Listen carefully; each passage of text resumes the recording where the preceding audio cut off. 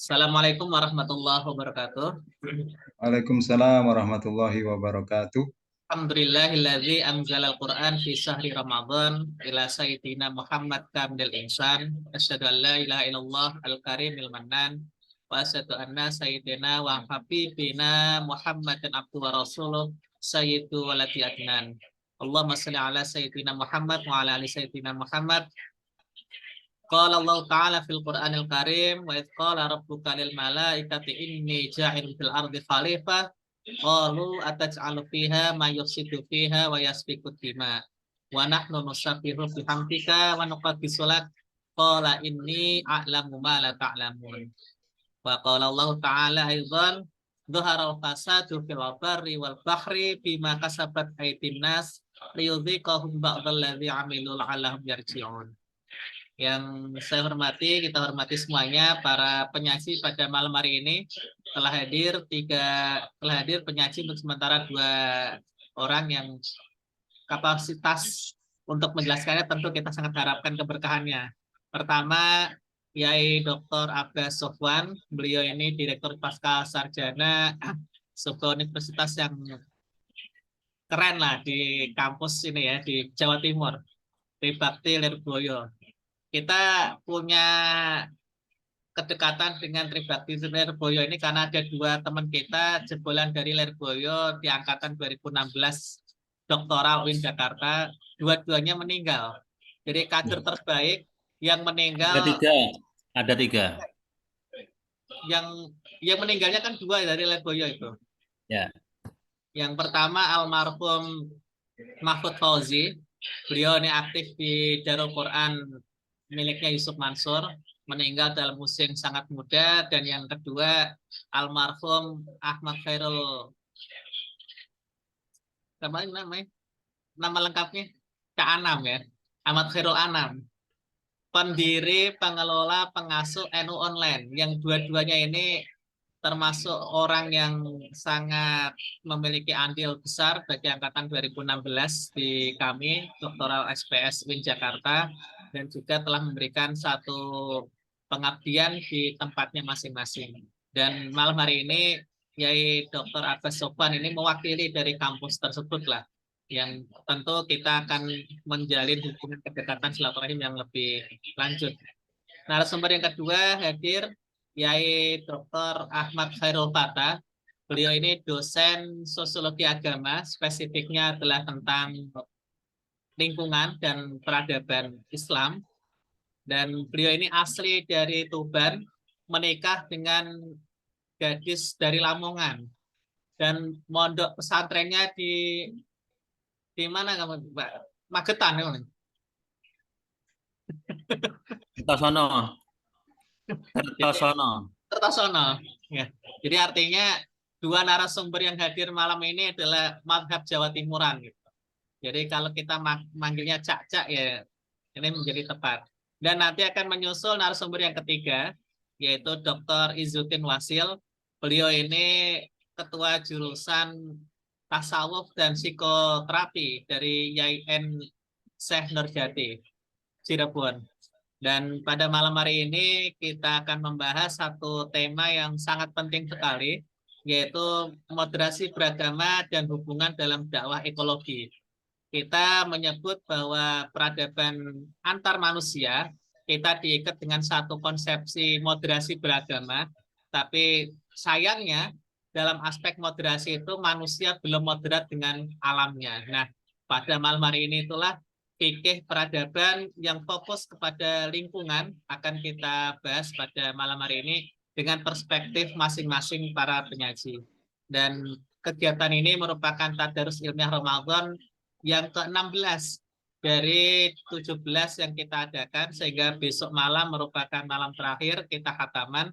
Insya Allah akan dihadiri dari jajaran Majelis Ulama Indonesia Pusat, baik dari Komisi Dakwah, Komisi Fatwa, dan Komisi Hubungan Luar Negeri, yang insya Allah akan menutup kegiatan ini setelah 1 bulan berjalan. Dan ini kerjasama juga dengan Paradigma Institute, sebuah lembaga yang dirintis di Kudus dari para alumni pegiat jurnalistik. Dan nanti teknisnya kita harapkan pada 3 narasumber mulai dari Yai Abbas, Yai Fata, dan nanti Yai Izzuddin kalau sudah bergabung. Alhamdulillah sudah bergabung. Secara maraton akan menyampaikan pandangan-pandangan yang berkaitan dengan fikih peradaban, perspektifnya berkaitan dengan lingkungan. Dan sebelum kita mulai, mari kita baca basmalah. Semoga apa yang kita niatkan pada malam hari ini benar-benar sebagai bentuk tadarus ilmiah Ramadan, tadarus Quran dalam perspektif akademis, dan memberikan keberkahan untuk kita dan menjadi bagian dari ibadah kita memuliakan malam-malam bulan Ramadan. Bismillahirrahmanirrahim. Untuk selanjutnya kami persilakan Yai Abbas, dilanjutkan Yai Fata, dan Yai Izzuddin untuk bergantian memberikan pandangannya. Terima kasih, saya cukupkan dan saya persilakan. Terima kasih. Bismillahirrahmanirrahim. Assalamualaikum warahmatullahi wabarakatuh. Alhamdulillahirabbil alamin wa bihi nasta'in ala umuri dunya waddin wassalatu wassalamu ala nabiyyina wa habibina wa syafi'ina sayyidina wa maulana Muhammadin sallallahu alaihi wasallam wa ala alihi wa ashabihi wa atba'i ila yaumiddin, amma ba'd. Hadratal afadil wa sadatul muhtaramin, para sepuh, para bini sepuh, para masyayikh ingkang tansah kawula hormati. Alhamdulillah, nanti puji syukur dumateng Allah Subhanahu wa taala ing dalu menika kita pinaringan sehat, pinaringan jembar rezeki, jembar kesehatan ugi kesempatan anggen kita nglampahi siam wonten wulan suci Ramadan menika. Selawat ugi salam katunjuk dumateng Rasulullah sallallahu alaihi wasallam ingkang sampun paring pitedah, paring uswatun hasanah dumateng kita sedaya anggen kita nglampahi gesang wonten ing alam donya. Ingkang kawula hormati Dr. Kiai Hamdan ingkang sampun paring wekdal ing dalu menika, ugi para narasumber, wabil khusus Kiai Dr. Fata Khairul Ahmad saking tlatah Gorontalo, ugi ingkang kawula hormati Kiai Dr. Izzuddin Wasil saking UIN IAIN Syekh Nurjati Cirebon, ugi para kadang sederek sedulur sedaya ingkang sampun rawuh wonten menika majelis. Ing dalu menika dalem matur wonten menika majelis kagem basa Jawi nggih. Amargi wau Yai Hamdan sampun dawuh menika dalu menika telatahe Jawa Timuran. Tetese dalam mukadimah ngagem basa Jawa ngoten. Sebuah kehormatan nggih menika kesempatan yang berharga sekali dan kami ucapkan jazakumullah khairul jaza kepada Institut Paradigma Institut Komunitas Alumni IAIN Kudus Jawa Tengah. Sebuah kehormatan bagi kami khususnya mendapatkan kesempatan ini, tentunya semoga menjadi berkah khususnya silaturahim bagi kami, ada keterhubungan psikologis tentunya antara kita semua sesama khadimul ilm, para tulabul ilm saking pondok-pondok pesantren, wabil khusus pesantren-pesantren ingkang sampun kasebataken dening Kiai Hamdan nika wau. Insyaallah silaturahim menika pinaringan berkah saking Allah Subhanahu wa taala, wabil khusus menika wonten wulan suci Ramadan. Kawula pinaringan tema niki agung sanget. Niki mangke pinten menit ya Hamdan? Kula khawatir Biasa 15 menit, 20 menit ya. Oh Los ngoten. los. Los niki rantene pedhot. Los monggo ya. Los niki wau sakjane kula diprank kalih Bu Latifah niki. pinaringan kesempatan. Ini kan mahasiswa istimewa saking Ada Blitar. suami saya, Bapak. Jangan bilang di prank ini suami saya muncul, Bapak. Kalau Betul sayang. itu. Matur mbah nuwun sangat Bu Latifah sampun paring wekdal ingkang minuyo. Sebelumnya kami memperkenalkan diri dari jadi Tribakti alhamdulillah mendapatkan izin operasional perubahan status dari institut menjadi universitas sejak tanggal 22 Desember 2022 kemarin, dan insya Allah nyuwun pangestune para masayih sedaya mugi-mugi saged memantaskan diri menjadi karakter universitas kados para masayih, para dokter ingkang sampun rawuh wonten menika majelis. Dan di Lirboyo di Tribakti ini ada 3 fakultas, ada fakultas syariah, ada fakultas tarbiyah, dan ada fakultas dakwah yang masing-masing memiliki 6. Ada yang 3, tarbiyah yang terbanyak, dan khusus pasca sarjana, alhamdulillah kami punya program PAI yang 2 bulan kemarin alhamdulillah tetap bisa mempertahankan kualitas unggulnya dengan SK dari Lamdik. Dan sebulan sebelumnya Prodi Pendidikan Guru Madrasah Ibtidaiyah juga mendapatkan predikat baik dari PNPT, alhamdulillah. Nah, salah satu mahasiswa PAI-nya adalah Bu Latifah menika. Kami berkecimpung di bidang sejatinya saya ini di dapuk mawon, namun dipasang wonten pasca, tapi sejatosnya latar belakang keilmuan dan kami berada di Fakultas Syariah di Prodi HKI Hukum Keluarga Islam bersama dengan Bapak Rektor Dr. Kiai Haji Reza Ahmad Zahid LCMA dan juga Dr. Ahmad Fauzi dan beberapa kawan-kawan yang lain. Kami home base-nya di Fakultas Syariah sejatinya. Cuma untuk menyamar saja menjadi direktur di program pasca sarjana.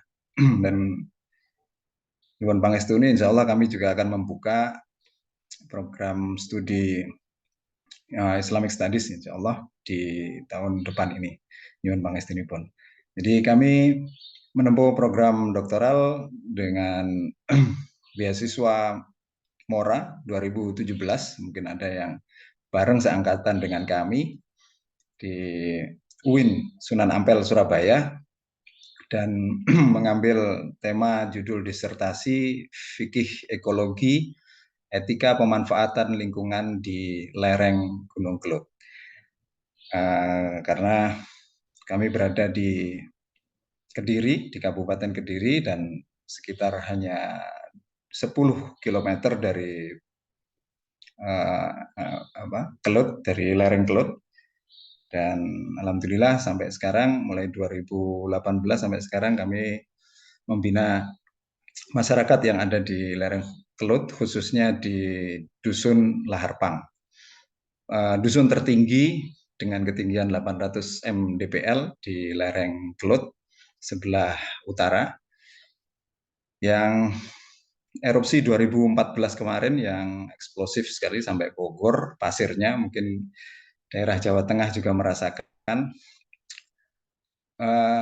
Sejatinya masyarakat lereng Gunung Kelud tentunya menganggap bahwa hal ini adalah hajatannya Kelud.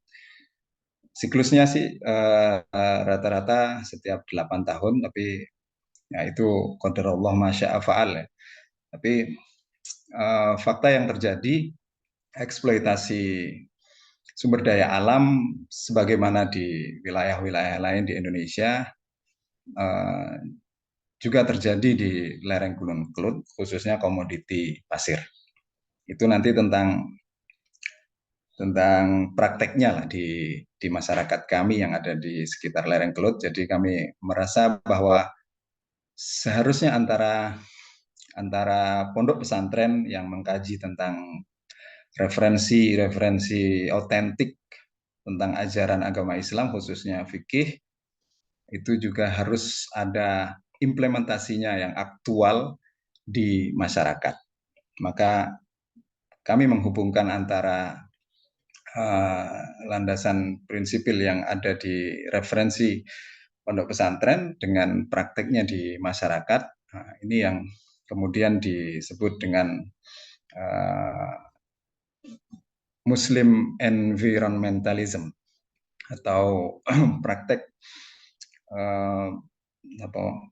perhatian lingkungan di masyarakat. Jadi ketika 2018 kami mengajukan tema ini karena fakta eksploitasi pasir dan banyaknya sumur yang ambles karena serakahnya manusia mengambil komoditi pasir ini, kemudian menjadi critical assessment untuk membahas tentang bagaimana masyarakat sejatinya menyikapi perubahan lingkungan. Tapi pada prinsipnya untuk membahas tentang fikih ekologi, dan ekologi itu seluas alam semesta, tentunya sangat luas dan sangat tebal kalau memang dituliskan. Sehingga kami meringkas saja bahwa perspektif yang harus dibangun adalah think globally and act locally. Berpikir global dan kemudian beraksi lokal. Memang kami memulai pembahasan di buku fikih ekologi yang kami tulis adalah tentang bagaimana paradigma perubahan lingkungan, perubahan iklim di dunia hari-hari ini, bahkan paling tidak 1 dekade kali ini, ketika dunia mulai merasakan tentang kerusakan lingkungan yang mengancam manusia. Sehingga langkah awal yang kami tempuh adalah membangun state of art.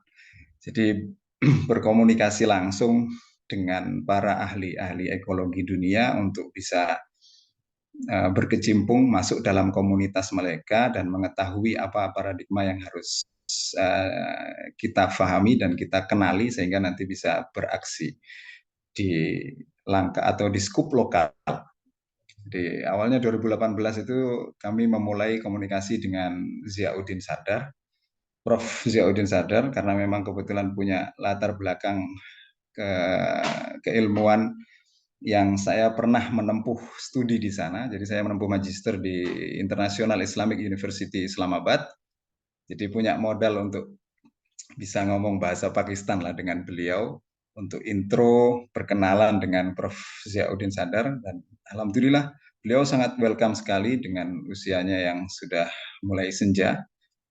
Tapi tentunya beliau tetap produktif menulis, diantaranya buku yang artinya setelah kami komunikasi dengan beliau sangat polite sekali dan sangat karim ya, sangat baik. Kami dikasih buku sama Prof. Ziauddin Sadar, beberapa referensi, 5 referensi, diantaranya adalah tentang perhatian lingkungan yang beliau juga merujuk kepada gurunya, Prof. Mas'ud, yang tentunya langkah ini yang harus kita lakukan untuk, kalau dalam bahasa studi hadis itu adalah ittisolus sanad, menyambungkan sanad dulu tentang keilmuan sehingga kita memiliki posisi state of art dalam hal ini. Sehingga selain kepada Prof. Ziauddin Sadar, kami juga ke Prof. Ibrahim Ozdemir, juga kepada Prof. Fazlun Khalid, The Sign of Earth, yang hari-hari ini di era yang canggih ini komunikasi seperti itu sangat memungkinkan sekali, bahwa tidak hanya tidak hanya bisa berkomunikasi dengan media informasi yang semakin canggih ini, mewujudkan bahwa apa yang digagas oleh Imam Bukhari dan Imam Muslim tentang al-mu'asharah atau kemudian harus bertemu dengan rawi sebelumnya itu menjadi sangat bisa terrealisasi.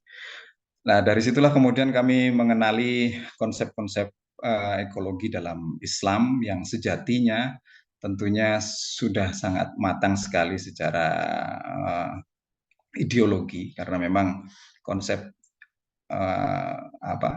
Al-Quran sebagaimana yang disampaikan di mukadimahnya Dr. Hamdan tadi tentang Zuharul Fasad, tentang peran khilafahnya manusia, itu sudah matang. Artinya konsep Islamic environmentalism sudah sempurna. Tinggal bagaimana kemudian kita menerapkan di masyarakat kita. Dan khususnya tentang fikih, banyak karya-karya yang ulama-ulama Indonesia yang sejak fikih sosial, Yai Sahal Mahfud, terus kemudian yang Jawa Tengah juga Yai Mutawfir Abdullah, YN Surakarta, ya. Karya-karya mereka tentunya beliau-beliau ini menginspirasi kita semua tentang bagaimana usul fik ekologi, bagaimana kemudian penafsiran ekologi, dan dunia pun banyak karya-karya yang hari ini menjadi inspirasi. Hal yang paling mendasar, khususnya kalau dikaitkan dengan moderasi beragama, apalagi kita sekarang adalah dunia itu, kalau dalam pelajaran bahasa Arab kan, al-alam qaryatun shaghirah, gitu. Dunia menjadi desa kecil yang kita bisa berkomunikasi dengan siapapun dan dengan latar belakang ideologi apapun. Maka konsep makosid yang sementara mungkin sebagian kita menganggap bahwa makosid syariah itu 5 itu ya. Dan menurut Al-Maghfurlah, Allahyarham Dr. Yusuf Qardawi, bahwa ada inspirasi untuk menambahkan makosid yang 5. Tapi sejatinya kalau dirujuk lebih dalam lagi, konsep makosid yang dikaji hari-hari ini itu di breakdown lebih dalam lagi, bahwa konsep ekologi atau konsep perhatian lingkungan itu tercakup dalam istilah para ulama makosid hari ini, khususnya tentang fikih, ya. Itu dalam konsep Maqasidul Ulya Al-Hakimah, karyanya Toha Jabir Alwani. Artinya kita nggak perlu menambah maqasid yang 5 yang digagas oleh Imam Ghazali dalam Mustasfa maupun Risalah.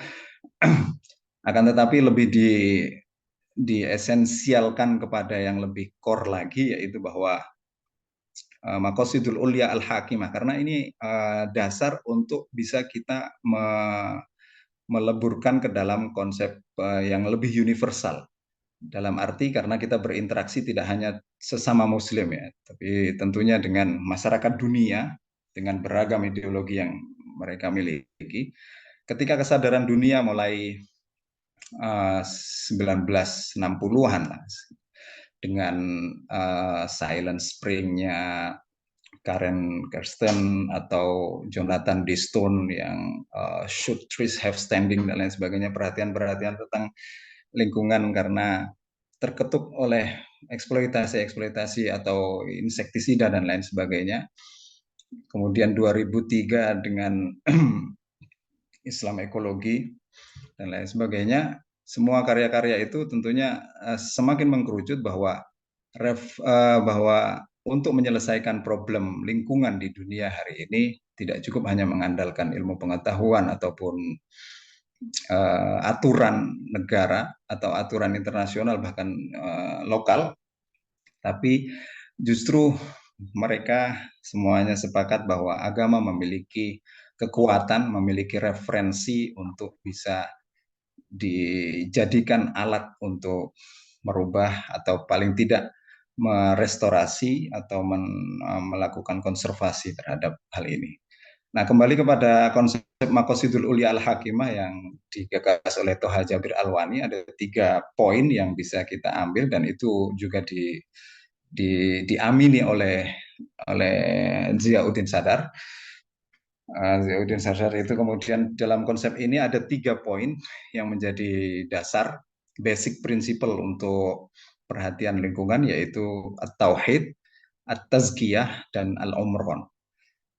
Tauhid, tazkiyah, dan umron, 3 hal ini merupakan ungkapan dan landasan teori yang bisa kita gunakan untuk berkomunikasi dengan agama lain, khususnya kalau kita berbicara tentang moderasi agama kaitannya dengan etika lingkungan. Fakta yang kami lakukan di lereng Kelut, rata-rata di Kabupaten Kediri ini memang pemeluk agama Hindu itu mayoritas tinggal di lereng Kelut. Jadi pura-pura terbesar maupun pura-pura kecil di sekitar lereng Kelut yang terdiri dari 5 kecamatan itu masing-masing memiliki paling tidak 6 sampai 7 pura setiap kecamatan. Belum lagi gereja. Dan bahkan di Besowo itu ada lingkungan, ada area yang mana tempat ibadah itu berdekatan. Sehingga kalau kita hanya mengandalkan bahasa-bahasa fikih yang tentunya mereka tidak mengenali dan bahkan asing buat mereka, akan sulit kita terjun menyampaikan prinsip-prinsip ini. Tapi kalau kita menggunakan bahasa universal dari konsep Al-Quran, dari konsep maqasid ini dengan istilah tauhid, terus tazkiyah sama umron, ini merupakan bahasa yang kita bisa luwes sampaikan kepada mereka bahwa dalam ekologi, dalam perhatian lingkungan, dunia pun mengakui bahwa paling tidak ada 3 istilah yang populer dalam konsep ini, yaitu konservasi, preservasi, dan juga restorasi. 3 istilah ini saya kira menjadi poin kita ketika berperan dalam lingkungan. Apa yang bisa kita lakukan dalam perhatian lingkungan terhadap makhluk maupun perhatian terhadap komoditas-komoditas alam yang ada di sekitar kita. Para ahli lingkungan saya kira tentunya sepakat bahwa konservasi itu adalah menjaga dan mengembalikan kepada fungsi aslinya, dan kemudian preservasi adalah melindungi dan menjaga yang ada, dan restorasi bisa mengembangkan potensi dan sumber daya alam yang terbarukan. Nah, itu semua juga kemudian diamini oleh ahli maqasid yang kontemporer hari ini, Ahmad Ar-Raisuni, dalam konsepnya Maqasidul Khalqi. Maqasidul Khalqi, beliau juga mempartisi menjadi 3 poin, yaitu al-ibadah, al-khilafah, sama al-insya atau ta'mir. 3 hal ini selaras dengan konsep konservasi lingkungan, konsep preservasi lingkungan, restorasi komoditi alam semesta, baik itu binatang, tumbuhan, dan lain sebagainya. Maka kalau kita mengkaitkan antara moderasi beragama dengan perhatian dan dakwah lingkungan, sebagaimana yang kami lakukan di lereng Kelut ini, ketika ada kerusakan lingkungan, contoh yang paling yang saya tampilkan juga di buku kami Fikih Ekologi adalah ketika pengerukan pasir. Ketika pengerukan pasir dan kemudian mayoritas ngambil pasir itu kan menggunakan truk dam ya. Truk dam. Ternyata ketika hujan deras misalnya 3 hari atau 2 hari atau paling 3 jam kalau berturut-turut dan nggak terputus, itu biasanya menjadi menarik buat para penambang pasir, karena menurut mereka wah ini besoknya pasti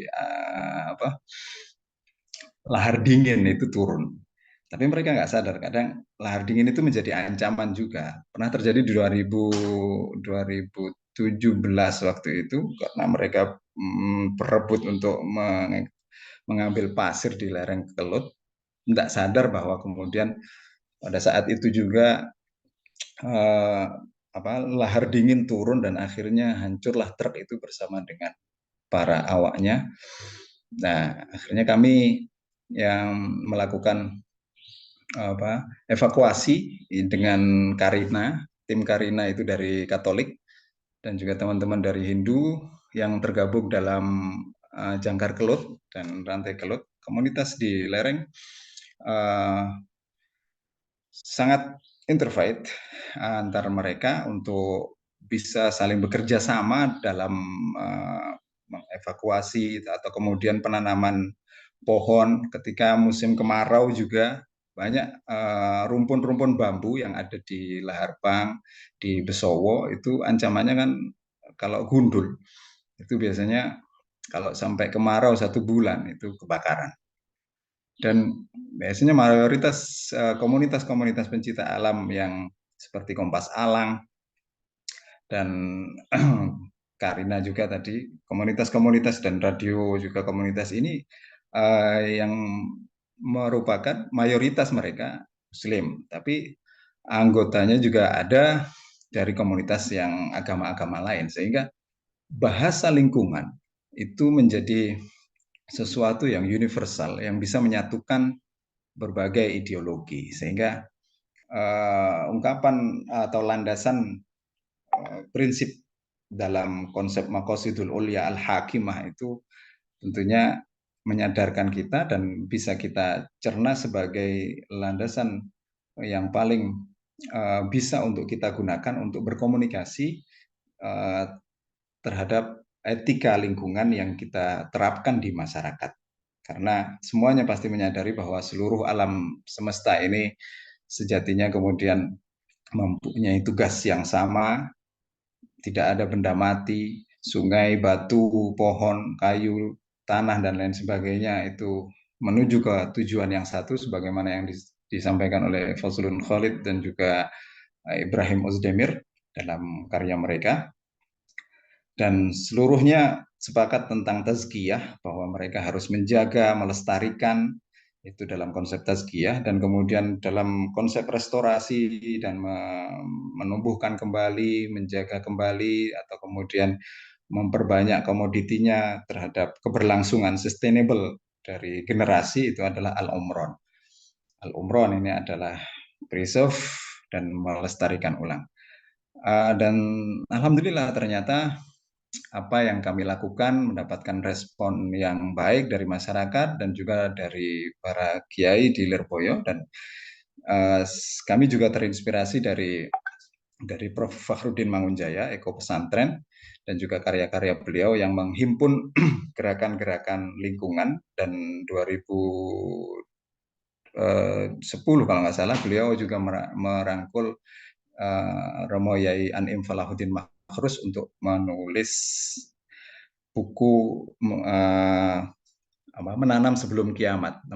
Ini juga menjadi inspirasi kami untuk bagaimana menghubungkan antara landasan keilmuan yang dimiliki oleh santri dengan kitab-kitab yang mereka kaji, khazanah turos yang mereka kaji dan harus diterapkan. Karena 2017 misalnya, Rosemary Hancock itu menulis tentang aktivis lingkungan di Britania Raya dan di Amerika. Mereka Rosemary ini cewek ya. Dia menulis tentang aktivis lingkungan Muslim di Amerika dan Britania Raya. Mereka mengkaji tentang bagaimana prakteknya menjadi komunitas, kajian-kajian, tapi masih secara teoritis tentunya, karena mereka sebagai aktivis lingkungan dengan gerakan-gerakan komunitas yang kadang tidak ada objeknya.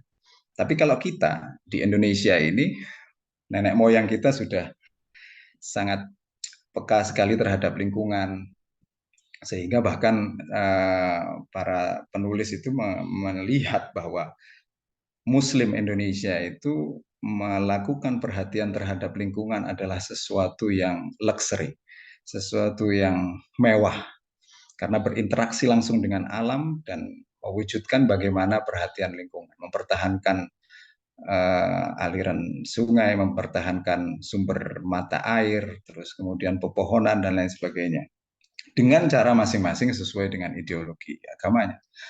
Dan ini menjadi bahasa universal yang bisa unite, yang bisa menyatukan tujuan dari perhatian lingkungan.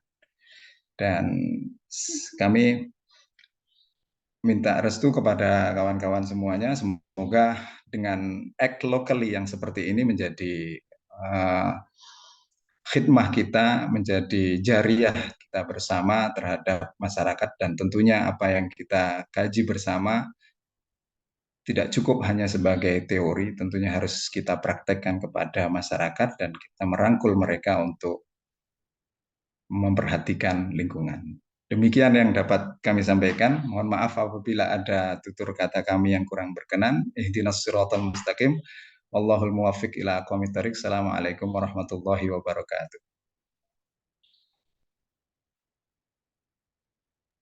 Ya, terima kasih pada Yai Dr. Abbas yang telah memberikan satu gambaran terkait dengan lingkungan. Yang tadi pendekatannya adalah pendekatan terkait dengan komunitas ya. Jadi pelestarian lingkungan, pemahaman terkait dengan lingkungan, atau kita nyebutnya ekoteologi atau teologi lingkungan, itu akan lebih masif bergerak jika bisa melaksanakan dalam basis komunitas. Baik, selanjutnya kami persilakan pada Yai Dr. Fatah. Beliau ini seorang sosiolog ya, jadi kalimatnya itu sosiolog. Jadi bagaimana pendekatan terkait dengan isu lingkungan dan moderasi beragama tentu akan memiliki pendekatan yang berbeda, atau mungkin akan memperkuat apa yang disampaikan oleh Yai Abbas bagaimana tadi. Untuk itu dipersilakan pada Yai Dr. Fatah untuk bisa menyampaikan pandangan-pandangannya. Terima kasih. Baik, terima kasih guru kita Dr. Hamdan. Assalamualaikum warahmatullahi wabarakatuh. Yang kami hormati Yai Abbas Sofwan, yang kami hormati Laura Izzuddin, dan teman-teman semua yang berbahagia. Alhamdulillah pada malam hari ini kita bisa bertemu di majelis iktikaf, di ruang iktikaf majelis Jumiyah ya. Semoga ngaji kita malam ini bisa dihitung sebagai iktikaf yang mendapatkan pahala yang berlipat-lipat.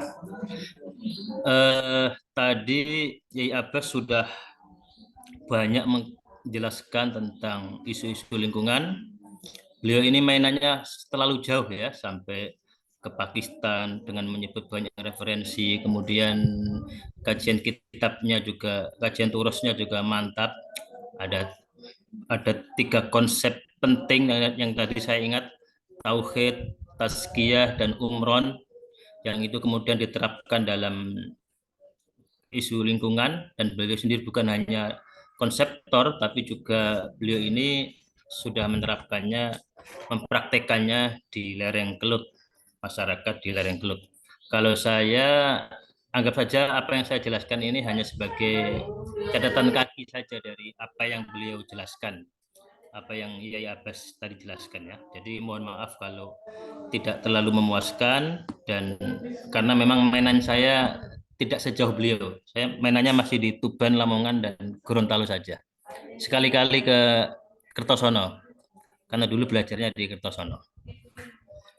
Baik, teman-teman semua, sebagai catatan kaki, saya tidak terlalu panjang dan tidak terlalu mendalam. Ketika bicara isu lingkungan, kita akan teringat dalam Al-Quran itu ada surat yang sangat terkenal dan sering dibacakan ya. Zaharul fasadu fil barri wal bahri bima kasabat aydin nas liyudhiqahum ba'dalladzi 'amilu la'allahum yarji'un. Ayat ini secara cetol lewo-lewo itu menunjukkan kepada kita, menginformasikan kepada kita bahwa memang kerusakan alam itu tidak terjadi secara alamiah. Tidak terjadi secara alamiah, tapi terjadi karena ulah kita sendiri, ulah manusia sendiri. Kawan-kawan sekalian, hubungan manusia dengan alam itu kan berlangsung dalam beberapa pola ya. Ada satu masa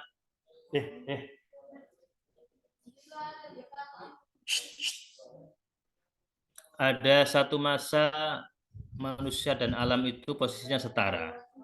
Ya, ada satu masa pula manusia dan alam itu lebih dominan alam lebih superior, manusia itu inferior, sampai-sampai kemudian manusia memuja-muja alam, memberikan sesajen-sesajen pada alam karena alam dianggap lebih berkuasa mempengaruhi hidup kita. Kalau saya di Tuban itu, di Tuban Lamongan dan mungkin di Pantura itu ada upacara-upacara memberikan sesajen kepada Nyai penjaga laut utara, apa namanya ya, dan kalau di selatan kan Nyai Loro Kidul, kalau di utara itu ada tradisi-tradisi seperti itu. Kepala kerbau kita potong atau sapi, nanti kepalanya kita larung ke tengah lautan. Nah, itu kan bentuk pengakuan bahwa alam itu lebih superior daripada manusia. Jadi posisinya seperti itu. Tapi ada juga satu masa manusia lebih dominan daripada lebih superior daripada alam. Dan ini terjadi ketika manusia berhasil mengembangkan sains dan teknologinya. Ketika di Barat mengalami revolusi industri, manusia bisa menciptakan mesin-mesin, kemudian merekayasa kehidupannya, maka saat itulah dimulai penguasaan manusia terhadap alam. Ketika industrialisasi terjadi, manusia butuh sumber daya yang besar, maka eksploitasi alam terjadi secara besar-besaran. Dan ini kemudian, dan itu sampai sekarang ini terjadi eksploitasi alam yang besar-besaran karena kebutuhan manusia pada industrialisasi. Dan itu terjadi berbarengan dengan apa yang kemudian kita sebut sebagai kapitalisme. Kapitalisme yang kemudian kapitalisme lama kan kapitalisme yang dikritik oleh Karl Marx itu kemudian berkembang menjadi kapitalisme kontemporer atau biasa kita sebut konsumtivisme. Itu semua basisnya kan pada kerakusan, bagaimana manusia mengonsumsi sesuatu melebihi dari kebutuhannya. Kalau dulu orang itu, nenek moyang kita zaman purba, makan, minum itu hanya sesuai kebutuhannya saja. Dia butuh makan hari itu ya dia, dan beberapa hari setelah itu, 2-3 hari setelah itu ya dia hanya berburu, makan seadanya, sebutuhnya, cukup itu aja. Tapi ketika kapitalisme terjadi, mewabah di dunia, maka kemudian dalam mengkonsumsi manusia tidak lagi berpikir pada kebutuhan, tapi sudah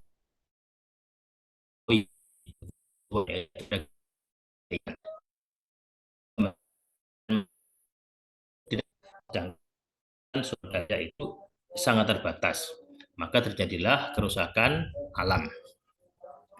Nah, kerusakan alam dalam diri manusia itu berupa sifat rakus yang mewujud dalam kapitalisme dan konsumtivisme, itu semakin masif tadi ketika manusia juga perkembangan teknologi, industrialisasi itu semakin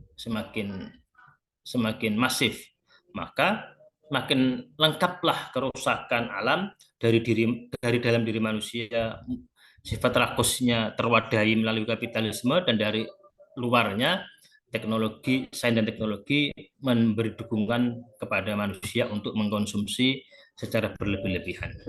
Dan itu semua kawan-kawan sekalian, kalau tidak salah itu terjadi revolusi industri, industrialisasi, kemudian perkembangan kapitalisme itu bermula dari kesadaran, dari nalar berpikir antroposentrik, di mana manusia sudah memposisikan dirinya sebagai pusat kehidupan, sebagai pusat kebenaran.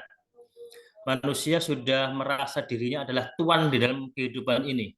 Dan saat itu pula manusia mulai menyingkirkan Tuhan. Tuhan itu hanya diposisikan di ruang-ruang ibadah, di ruang-ruang sempit dalam doa-doa, bahkan dalam beberapa pemikir Tuhan itu sudah dimatikan karena dianggap sebagai candu.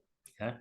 Tuhan sudah mati, Tuhan itu hanya imajinasi kosong orang-orang yang lapar, Tuhan itu hanya impian egoan orang-orang yang tertindas, nah, begitu. Nah, ketika Tuhan dihilangkan, manusia mengalami periode sekularisasi yang parah, maka hubungan nalar berpikirnya itu nalar berpikirnya itu atau paradigma keilmuannya itu adalah keilmuan yang dualistik, yang dualisme dan dikotomis antara subjek dan objek, di mana manusia itu sebagai subjek karena manusia adalah pusat dari kehidupan dan di luar manusia adalah objek termasuk alam ini.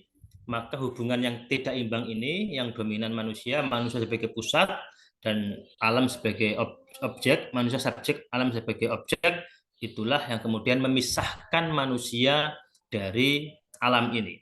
Manusia mulai berjarak dengan alam, tidak merasa sebagai bagian dari alam. Ya.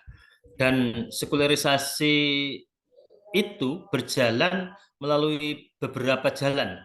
Setidaknya Harvey Cok itu ya memberikan 3 jalan dari sekularisasi, yaitu yang pertama disessment of nature, pengosongan dunia dari keyakinan akan kekuatan yang adikodrati, yang mana kekuatan itu mengontrol kehidupan manusia. Jadi kehidupan ini dihilangkan unsur adikodratinya sehingga manusia bisa mengontrol dirinya sendiri tanpa perlu unsur-unsur di luar dirinya. Kemudian desacralization of politics, manusia mulai menghilangkan unsur-unsur kerohanian, ketuhanan, spiritual dari urusan politik. Dan yang ketiga adalah deconsecration of values. Ya, manusia mulai merelatifkan nilai-nilai mutlak agama. Ya, jadi kebenaran agama sudah dianggap tidak mutlak lagi, sudah dianggap tidak absolut, relatif, maka agama pun kebenarannya sudah tidak bisa dipegang secara mutlak. Nah, maka yang terjadi ketika manusia mengalami sekularisasi dengan antroposentrismenya itu, maka hubungan manusia dengan alam itu seperti saya sebutkan tadi, hubungan yang dikotomis, dualistik, manusia sebagai subjek dan alam sebagai objek. Ini berbeda dengan hubungan dalam agama. Kalau dalam agama itu kan seperti piramida begini ya. Tuhan ada di puncak sini, sementara manusia dan alam ada di sini, sisi kanan, sisi kiri, itu manusia dan alam. Jadi hubungannya triple, dia harus terbagi 3. Manusia dan alam itu posisinya sama, setara, sama-sama makhluk. Sementara di atasnya ada Tuhan. Tuh.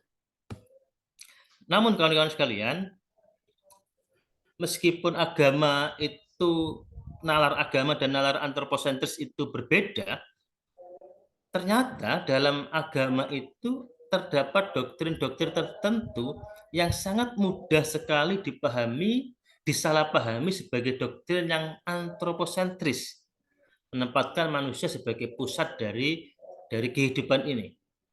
Di dalam agama-agama Samawi seperti Yahudi dan Nasrani ada doktrin imago Dei, ya, bahwa manusia ini adalah gambaran dari Tuhan. Ini mirip seperti doktrin dalam Islam.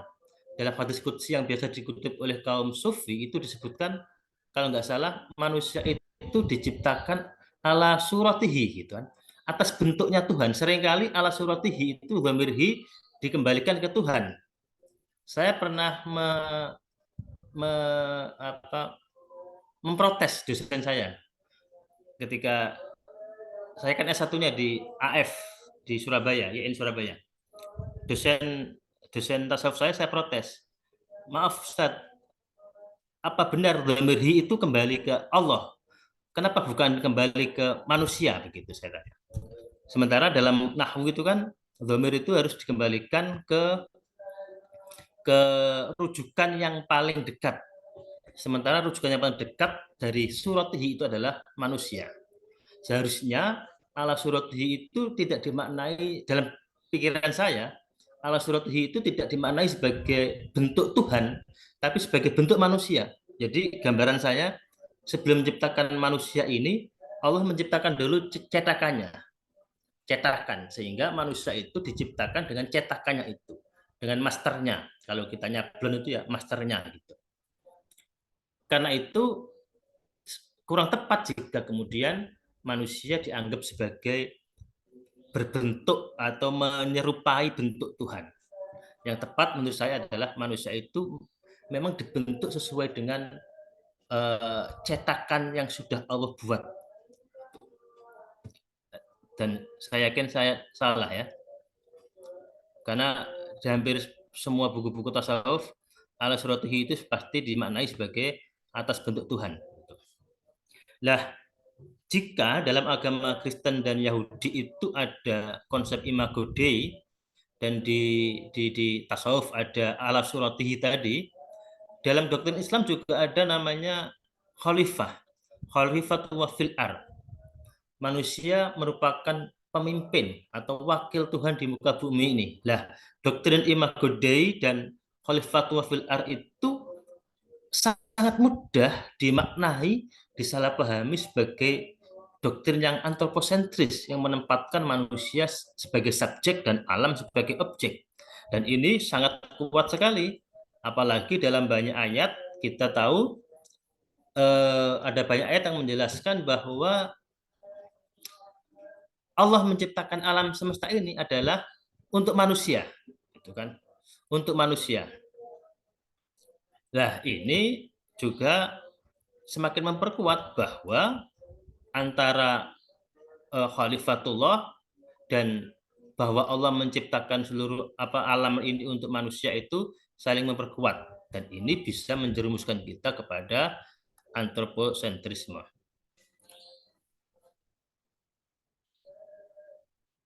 Nah, antroposentrisme tadi ya. Tapi apakah betul bahwa khalifatullah fil ard itu merupakan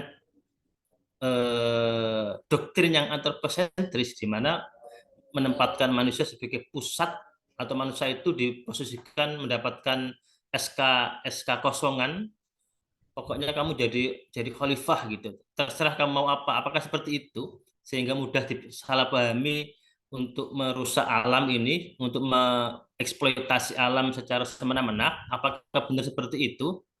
Sebetulnya kalau kita melihat di banyak ayat Al-Quran, Allah itu sudah banyak menjelaskan tentang tupoksi manusia hidup di dunia ini, baik dia sebagai hamba maupun dia sebagai khalifah. Tupoksi yang pertama, Allah menciptakan manusia itu adalah wa ma khalaqtul jinna wal insa illa liya'budun. Jadi meskipun manusia itu menjadi khalifah, manusia itu tetap harus taat, harus tunduk patuh kepada Allah, harus beribadah kepada Allah. Tidak boleh manusia doktrin khilafatullah fil ard itu bukan menempatkan manusia sebagai Tuhan gitu loh maksudnya, tapi tetap sebagai hamba yang harus taat kepada tuannya. Itu tupoksi yang pertama. Tupoksi yang kedua, manusia itu punya tugas untuk memakmurkan bumi. Ya. Huwa ansa'akum minal ardi wastakmarakum fiha fastaghfiruhu tsumma tubu ilahi.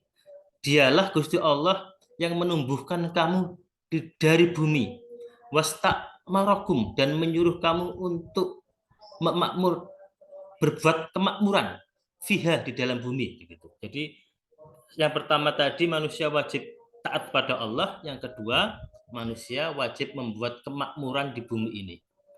Dan yang ketiga, tugas manusia itu adalah menegakkan keadilan dan tidak mengikuti hawa nafsu, tidak mengikuti keinginan nafsu yang kapitalis tadi, ya. Mengonsumsi sesuatu melebihi kebutuhannya. Ini ayatnya, ya Dawudu inna ja'alna ka khalifatan fil ard fahkum bainan nas bil haqqi wa la tattabi'il hawa.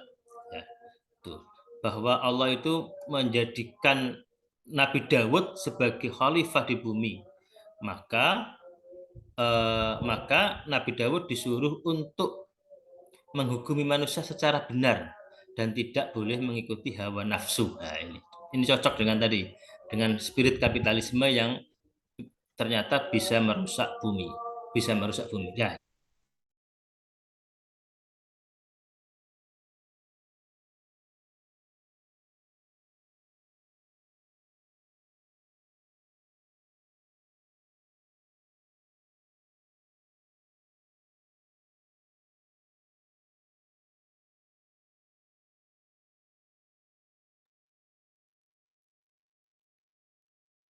Halo, di Fatah?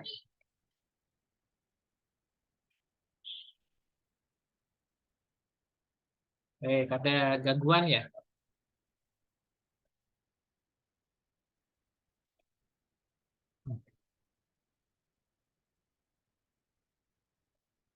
Oke. Baik, untuk kesempatan berikutnya dipersilakan pada Yai Dr. Izzuddin untuk bisa memberikan tambahan paradigma lain terkait dengan moderasi beragama sekaligus tentang fikih peradaban dalam skopnya adalah terkait dengan fikih lingkungan. Dipersilakan Yai Izzuddin, sekitar 15 menit ya. Oke, baik. Assalamualaikum warahmatullahi wabarakatuh. Bismillahirrahmanirrahim. Alhamdulillah.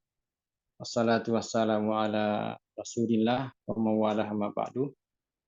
Yang saya hormati Yai Dr. Hamdan, pembina Paradigma Institute, dan juga teman-teman dari Paris yang saya hormati. Juga yang mulia Bapak Dr. Abbas Sofwan Matla'il Fajar, salam takzim dan salam kenal Pak Kiai Abbas. Kemudian juga pembicara yang kedua yaitu Bapak Dr. Fatah, beliau luar biasa keilmuannya. Juga teman-teman semua jamaah Zoomiyah malam ini yang berbahagia, mudah-mudahan majelis kita kali ini seperti diutarakan oleh dua pembicara sebelumnya benar-benar menjadi majelis ilmu yang akan mendatangkan kemanfaatan, keberkahan ilmu dan kesehatan, karena majelis kita diselenggarakan pada bulan suci Ramadan.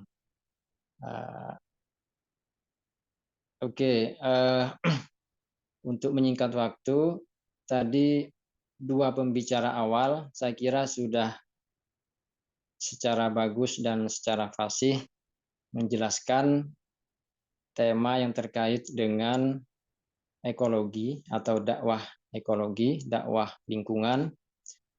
Namun sedikit menjelaskan mengenai moderasi beragama. Karena itu, dalam kesempatan ini saya ingin mencoba untuk memulai pembahasan saya ini dengan tema moderasi beragama. Nanti kemudian kalau ada waktu bisa disambung dengan tema ekologi. Walaupun terus terang Pak Hamdan, tadinya saya merasa agak susah mungkin ya untuk menghubungkan tema ini, karena sepertinya ini dua tema yang mungkin agak jauh mungkin ya, karena moderasi beragama itu satu tema yang seksi ya, tema yang lagi hangat-hangat, lagi banyak dibicarakan dalam konteks mewujudkan masyarakat yang harmonis misalnya. Sementara tema dakwah ekologi itu juga merupakan tema besar. Nah, jadi untuk mengaitkan dua tema ini saya masih merasa bingung ya, kecuali memang satu persatu diulas begitu. Untuk mencari benang merahnya saya kira saya masih belum menemukan. Karena itu saya coba dalam kesempatan ini saya ingin memulai dari tema moderasi beragama. Kenapa? Karena tema dakwah ekologi saya kira sudah dijelaskan dengan bagus oleh dua pembicara pertama tadi. Oke, baik. Mengenai tema moderasi beragama, saya kira tema ini masih masih sering dibicarakan, masih sering diseminarkan, diwacanakan dalam rangka tentu saja untuk membentuk masyarakat yang menghargai satu sama lain, menghargai perbedaan, menghargai menghargai pihak-pihak yang lain dan sebagainya. Nah, jadi apalagi moderasi beragama semakin menguat ketika Kementerian Agama menjadikan isu ini isu nasional yang kita tahu bersama sekarang sudah menjadi program di beberapa kampus PTKIN gitu.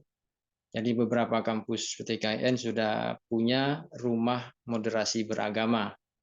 Itu tidak lain dalam rangka untuk menciptakan masyarakat Indonesia yang sudah plural ini, namun juga diharapkan punya sikap toleran begitu terhadap keberbedaan. Nah, isu ini saya kira kalau kira-kira saja ya, saya memang belum banyak juga membaca mengenai buku saku misalnya, kalau ada ya dari Kemenak. Saya kira latar belakang moderasi beragama ini bermula dari beberapa fenomena radikalisme misalnya atau ekstremisme yang dilakoni oleh beberapa kelompok Islam garis keras lah katakan begitu dalam tanda kutip. Ada beberapa fenomena yang memang menunjukkan ada sekelompok Muslim atau kelompok beragama lain yang pasti mereka itu punya sikap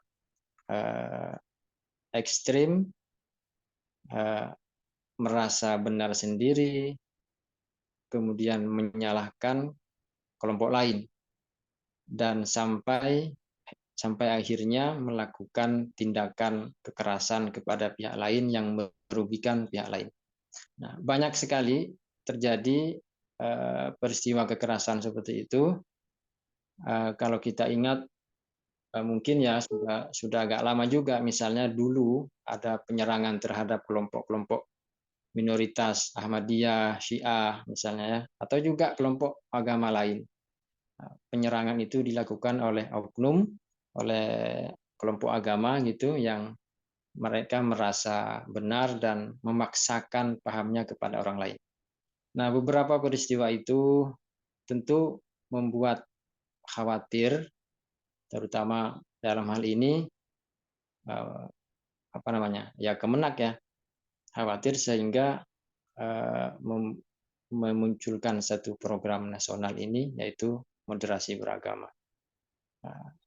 Namun persoalannya tentu saja moderasi beragama ini saya kira masih merupakan gerakan moral, bukan gerakan hukum. Artinya tentu belum ada belum ada undang-undang yang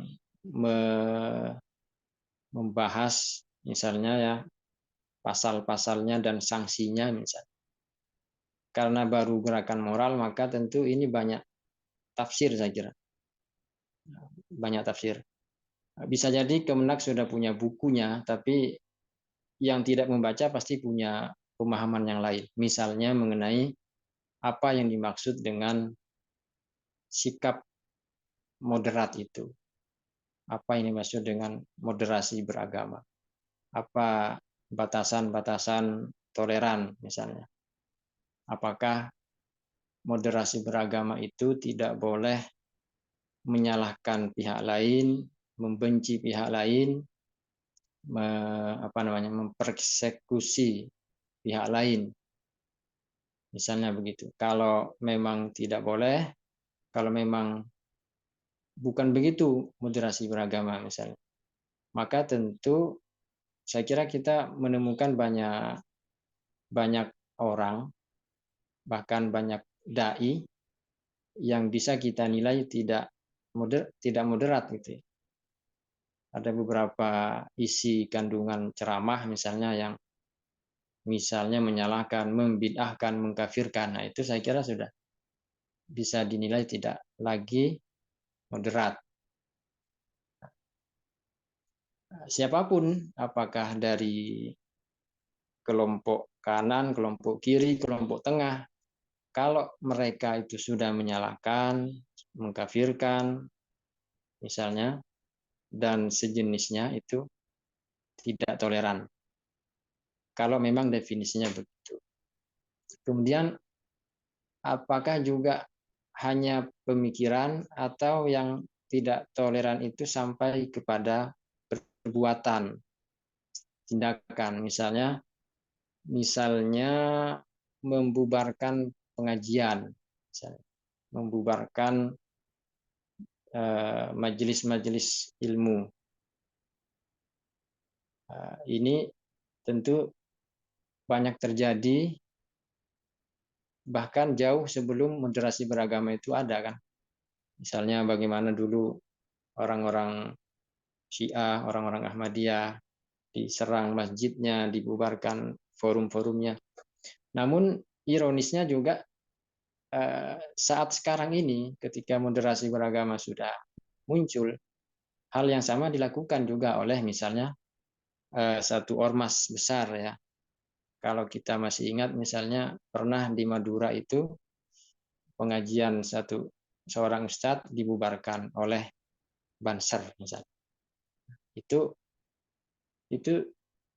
termasuk juga sebenarnya perbuatan yang tidak toleran kalau ukurannya memang tidak boleh membuat tindakan ya yang memaksakan kehendak, memaksakan pendapatnya untuk diikuti oleh pihak lain. Nah, karena itu dalam kesempatan ini saya ingin membuat garis besarnya saja sebenarnya mengenai moderasi beragama ini. Moderasi beragama ini tidak bisa berjalan menurut saya kalau tidak ada dua hal penting.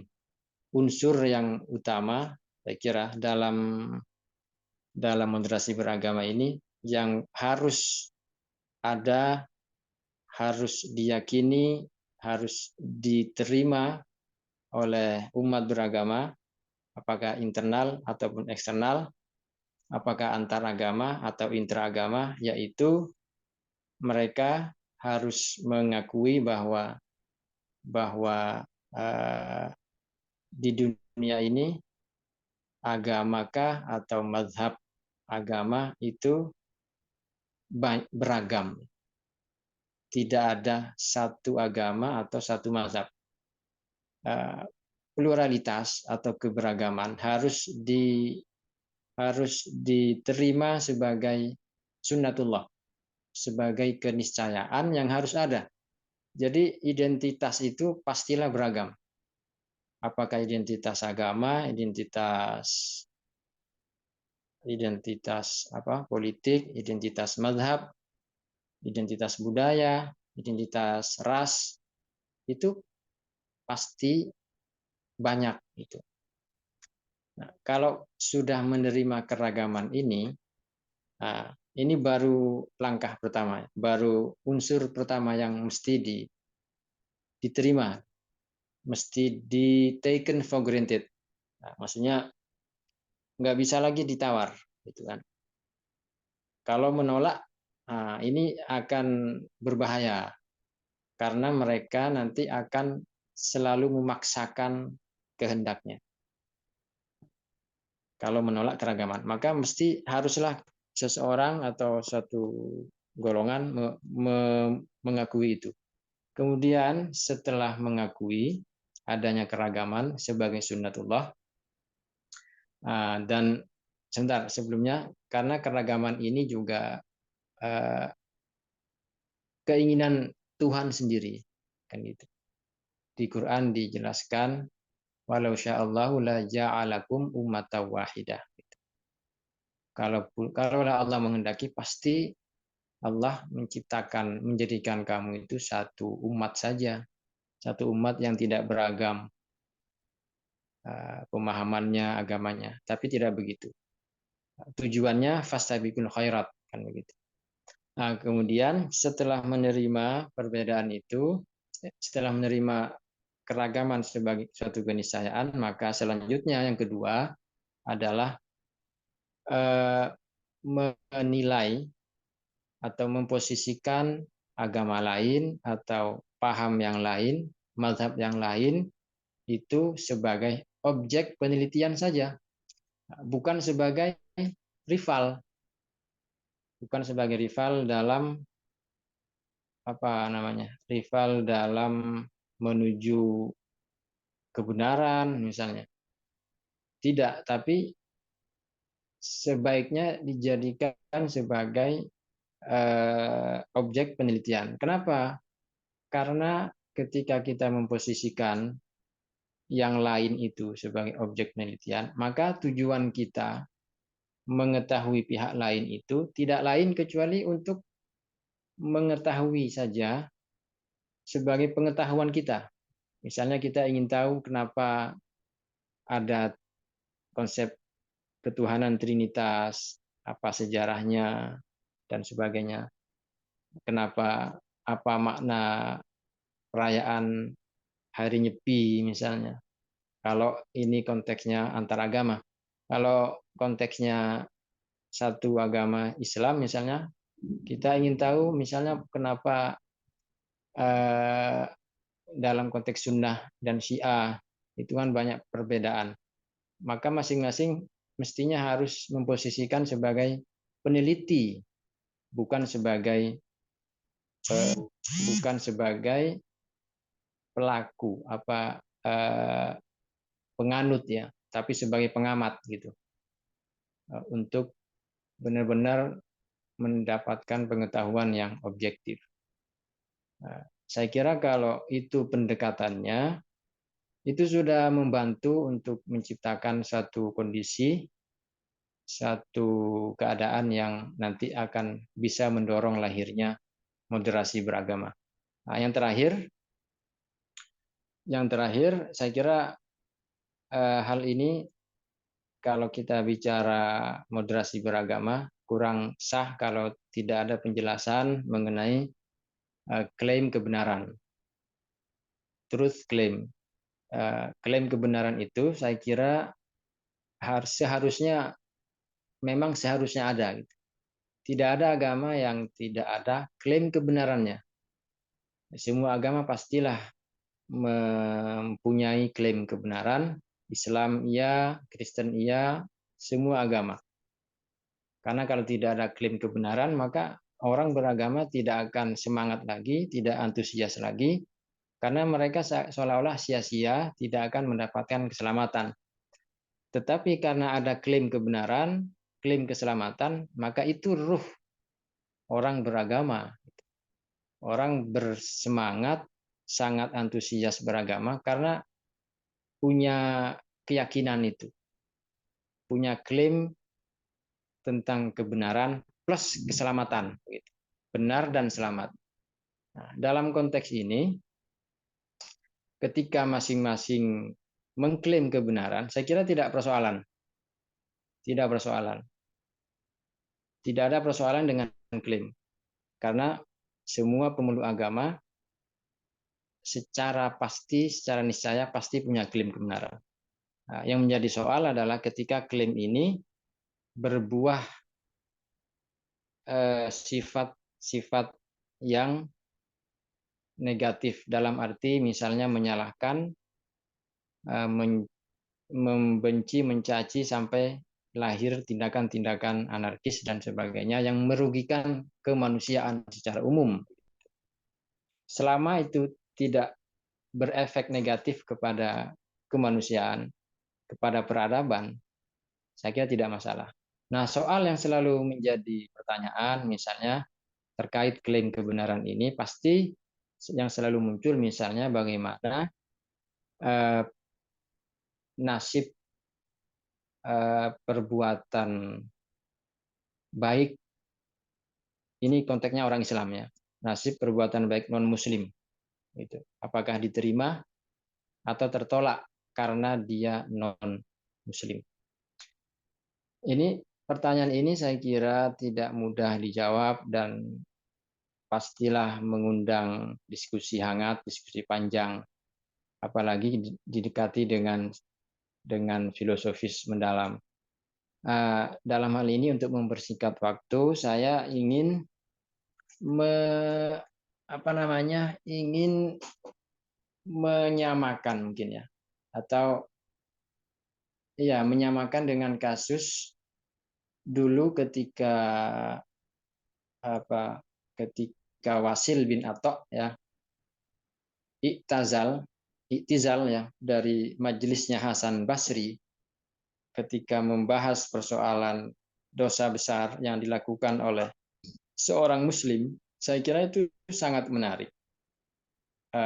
Nalarnya Wasil bin Atok itu sudah hebat, cerdas saya kira. Artinya di situ dalam pikiran Wasil itu tempat kembali itu tidaklah sesederhana dua tempat itu saja, ada neraka dan surga, tetapi ada alternatif. Tengah-tengah kan begitu. Orang yang melakukan dosa besar, orang Muslim yang pendosa besar itu dia nggak jelas, ya kan? Manzilah bainal manzilatain, di antara surga dengan neraka. Nah, saya kira menariknya karena di situ Wasil ini membuat semacam perkiraan nalarnya dia sendiri, nalar bebasnya itu bahwa nanti ada tempat yang kira-kira ditempati oleh orang yang tidak jelas seperti ini. Dalam arti dia Muslim, bagaimana mungkin dia melakukan dosa besar kan gitu, sehingga ditempatkan di suatu tempat khusus. Nah, demikian juga dengan perbuatan baik orang-orang non-Muslim. Saya kira mirip kejadiannya. Nah, jadi menurut saya kelak itu tempat kembalinya manusia itu pastilah sangat tergantung pada amalnya. Sejauh mana dia beramal untuk kemanusiaan. Jadi maksudnya akal sehat manusia mungkin, atau saya ya, kurang bisa menerima ketika misalnya ada seorang Muslim yang sangat zalim, sangat durhaka, maka dia masuk surga misalnya. Nah, itu susah diterima akal. Sementara ada orang non-Muslim, dia sangat berkontribusi kepada kemanusiaan, tapi dia dimasukkan ke neraka. Tetapi walaupun dalam beberapa riwayat ada yang menjelaskan bahwa siapa yang sudah bersyahadat misalnya ya, itu akan masuk surga walaupun masuk neraka dulu.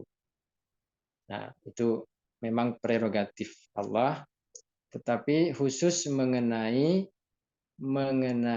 perbuatan baik non Muslim itu, saya kira saya ini mengutip pendapatnya Murtada Mutahari bahwa seseorang dalam pencariannya pada kebenaran yang tulus, yang murni, tidak ada rasa dendam, tidak ada rasa iri, memang dia mencari kebenaran, dan yang dia temukan sebatas itu, misalnya ya, maka dia akan mendapatkan surganya Allah. Begitu. Asalkan dia memang murni dalam pencariannya kepada kebenaran. Dia mencontohkan René Descartes, atau kalau saya membuat contoh yang lain, misalnya seperti penemu penemu apa namanya lampu ya listrik, Thomas, itu kan saya kira luar biasa kontribusinya pada peradaban manusia. Nah, terakhir ada riwayat yang menarik, kata Mutahari ada satu riwayat bahwa ada cerita seorang musyrik, dia hidup di tengah-tengah kaum, di tengah-tengah orang Islam gitu. Dan dia berbuat baik kepada orang Islam. Ketika dia mati, dia memang di neraka, tetapi nerakanya ada rumah khusus bagi dia. Jadi ada rumah khusus yang tidak sama dengan neraka secara umum. Ini yang saya maksud tadi manzilah bainal manzilatain. Ya seolah-olah neraka, tapi nerakanya khusus lagi begitu. Jadi karena yang kita tahu juga surga kan juga bertingkat-tingkat. Maka mungkin banyak sekali ruang kali ya, di sana itu, di tempat kembali manusia kelak. Baik, saya mohon maaf kalau terlalu panjang. Dan mengenai tema ekologi, saya kira saya sudah sami'na wa ta'na, bahkan sangat kagum kepada dua pembicara awal tadi. Saya banyak belajar mengenai ekologi ya, mengenai lingkungan itu sendiri. Ini yang bisa saya sampaikan, yaitu tema moderasi beragama, karena dua pembicara tadi masih lebih banyak ke tema ekologinya. Gitu. Mungkin itu saja Kiai Hamdan. Mohon maaf atas waktunya mungkin agak lama ini. Matur suwun. Assalamualaikum warahmatullahi wabarakatuh. Waalaikumsalam warahmatullahi wabarakatuh. Baik, Waalaikumsalam warahmatullahi wabarakatuh. terima kasih pada Yai Dr. Izzuddin yang telah memberikan pandangannya berkaitan dengan ini kecenderungan lebih fokus ke moderasi beragama ya. Dan kayaknya udah membaca dua buku wajibnya itu, buku Saku dan Pedoman Moderasi Beragama di Madrasah ya, yang menjadi literasi wajib untuk sejumlah PTKIN di kita ini. Baik, pada para hadirin, mungkin sudah bisa diterima tiga pandangan dari tiga narasumber, tiga penyaji, yang jika ada respon yang ingin disampaikan, tanggapan, baik pertanyaan, tanggapan, saran, dan lain-lain, dipersilakan. Monggo. Adakah kira-kira? Ya, baik, pada Yai Siswanto, nanti kemudian Yai Nastur. Ya. Silakan. Terima kasih Bapak. Assalamualaikum warahmatullahi wabarakatuh. Waalaikumsalam warahmatullahi wabarakatuh. Yang saya hormati pembawa acara Bapak Dr. Abbas Afwan Marjul Fajar, Bapak Dr. Ahmad Khairul Fatah, Dr. Zudyon Izzuddin Basil yang saya hormati. Pertama-tama terima kasih atas waktunya. Sangat menarik sekali yang disampaikan oleh Bapak-Bapak yang kami hormati. Yang saya perlu tanyakan atau nanti berpendapat bahwa manusia ini diciptakan oleh Allah adalah makhluk yang paling sempurna. Dan Allah menciptakan alam untuk dimanfaatkan sebaik mungkin untuk memenuhi kebutuhan hidupnya. Tetapi benar juga yang dikatakan oleh Dr. Abbas tadi, kata Sufyan, saya juga berada di lereng Kelut, Bapak. Jadi dengan maraknya penambang pasir saat ini, tidak terkira-kira memakai alat berat dan sebagainya, sehingga alam itu menjadi rusak. Kalau kata pepatah, seharusnya kita itu untuk anak cucu kita meninggalkan mata air, tapi bukan air mata. Nyatanya sekarang ini air di utara kami itu sangat sulit sekali. Nah, saya tanyakan ini permasalahannya, apakah memang dari manusianya ataukah dari kepemerintahan yang kurang bijak dalam menyikapi keadaan yang ada di masyarakat saat ini. Apakah dari pemerintahannya atau memang manusia itu kurang. Makhluk yang sempurna tapi kurang terus. Karena katanya lahirnya dia megah tangannya ya Pak ya. Kalau manusia mekar, jadi ingin merangkul semua yang ada di dunia ini kalau bisa. Dengan maraknya juga koruptor-koruptor yang bermunculan pada saat ini. Mungkin Bapak bisa menjelaskan, atau kalau kita langsung kepada masyarakat yang terimbas ataupun yang penambang pasir, itu sudah lain lagi Bapak. Katanya urusan perut, jadi nggak bisa lagi kita. Kalau udah urusan perut itu nggak bisa. Tapi kenyataannya banyak yang lebih lebih dominan kepada orang-orang yang kaya, yang memfasilitasi seperti itu. Dan juga dikawal dengan kepolisian ataupun yang mana yang mau ingin menambang dengan adanya sokongan di kepolisian. Kemungkinan kalau pendapat saya mungkin dari pemerintahannya yang kurang bijak untuk mengurus yaitu sumber daya alam yang ada di Indonesia. Mungkin ada yang penjelasan yang lebih pas Bapak untuk itu. Dan saya kurang lebihnya mohon maaf. Assalamualaikum warahmatullahi wabarakatuh. Baik, terima kasih Pak Yai Siswanto. Selanjutnya supaya kita langsung menampung beberapa penanya ya. Pada Yai Nastur kami persilakan. Masih mute. Assalamualaikum warahmatullahi wabarakatuh.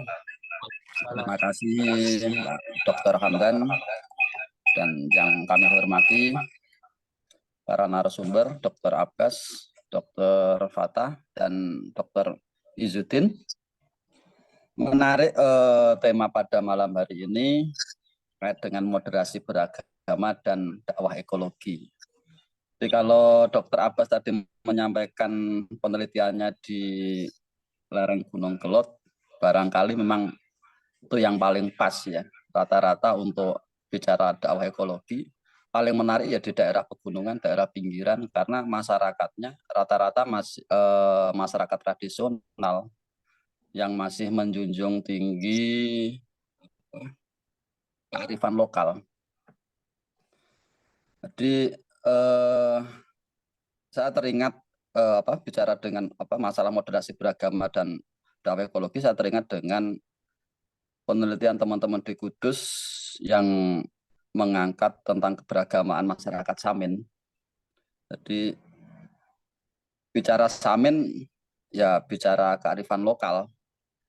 Jadi mereka lebih menjunjung tinggi bahasanya ya kearifan lokal itu ya. Jadi mereka sangat menghormati agama lain, juga menghormati alam dan sekitarnya itu. Cuma sebenarnya fenomena apa yang terjadi saat ini bukan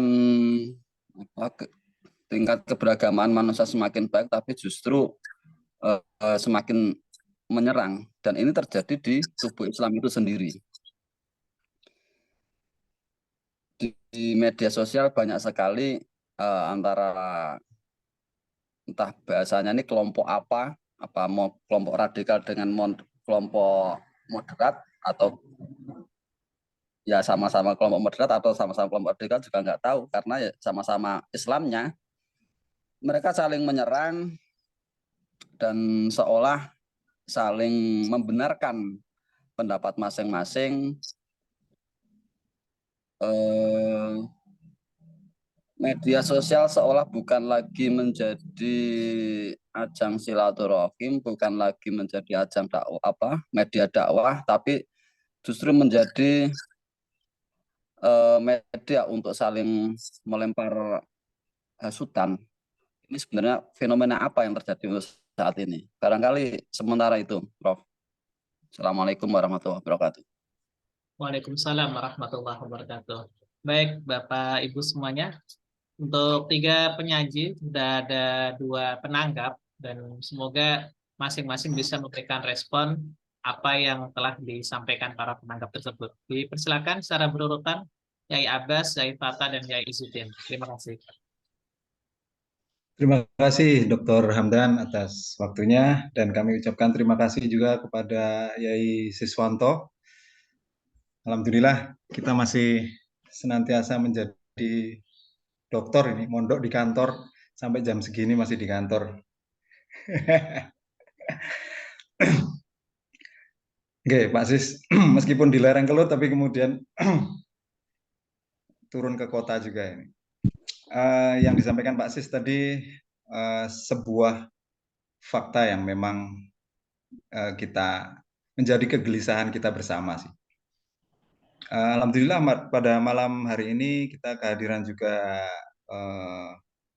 advokat dari Bu Nyai Fatma Israel, lawyer, yang beliau juga menginspirasi kami untuk melanjutkan perjuangan di lereng Kelut ini, khususnya dari sisi aturan pemerintah. Sebagaimana yang kami sampaikan tadi, dunia dalam menghadapi problem lingkungan itu berawal dari fakta yang kemudian ditulis oleh para ahli, akademisi, dan kemudian akademisi itu menginspirasi kepada aturan hukum, tapi dua-duanya ternyata memang nggak bisa diselesaikan. Pada akhirnya mereka bergeser ke agama yang bisa menjadi tonggak penting untuk menyadarkan manusia. Sehingga memang tantangan yang terjadi di masyarakat kita adalah sebenarnya aturan itu sudah baik. Aturan pemerintah, program dunia bahkan PBB seperti MDGs, SDGs, Sustainable Development nggak selesai. Jadi millennial development nggak selesai lagi 2005, lanjut lagi, diperbanyak lagi poinnya, juga nggak selesai. Ya, pada akhirnya kemudian yang bisa kita lakukan adalah merujuk kepada agama dan mengetuk hati nurani kita semua dari sisi agama. Kaitannya dengan apa yang disampaikan oleh Pak Sis tadi, Kediri sendiri yang kami berada di dalamnya, fakta yang disampaikan kepada kami, dan terima kasih kami ucapkan kepada Bu Lawyer, Bu Nyai Fatma yang telah kemudian membantu kami untuk memperjuangkan dari sisi aturan pemerintah. Karena faktanya ketika kami penelitian, kami interview dengan Satpol PP yang ada di kabupaten, aturan yang diterapkan di pemerintah kabupaten, Perda misalnya, itu sangat ya gimana ya, bahasanya Bu Fatma adalah asal-asalan, bahkan sangat rawan dan rentan sekali terjadi manipulasi bahkan eksploitasi. Karena aturan yang dibuat itu bentuk SK-nya saja itu sudah tidak meyakinkan. Dari segi menimbang, mempertimbangkan, harusnya kan ada referensi yang kuat tentang aturan pemerintah, bagaimana melahirkan Perda tersebut. Tapi 2014 kemudian lahir Perda tersebut masih sangat sangat rentan terjadi pelanggaran, karena faktanya aturan yang diterapkan lagi-lagi semuanya saling pingpong gitu.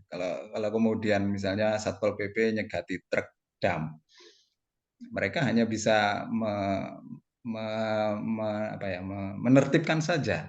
Tapi ketika misalnya sopirnya nggak punya SIM, ya mereka nggak punya wewenang lagi untuk melakukan itu, karena itu sudah wewenangnya Polri.